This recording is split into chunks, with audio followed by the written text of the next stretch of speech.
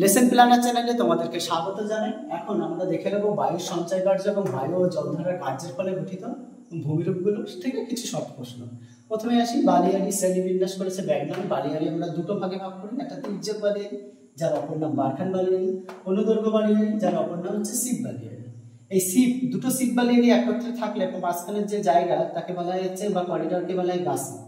কেরালার যে উপকূলীয় বালিয়াড়ি তাকে আমরা তেরিস বা তেরিস বালিয়াড়ি বলি। পেডিমেন্টের ঢাল 1 থেকে 7 ডিগ্রি হয়, যেটা বায়ু এবং জলধারার কার্যের ফলে তৈরি। মরুভূমির যে শুষ্ক নদী খাত যেখানে সারা বছর জল থাকে না তাকে ওয়াদি বলে। আর এই যে পেডিমেন্টের পেছনে যে উঁচু অনুচ্চ পাহাড় থাকে তাকে ইনসেলভার্স বলে।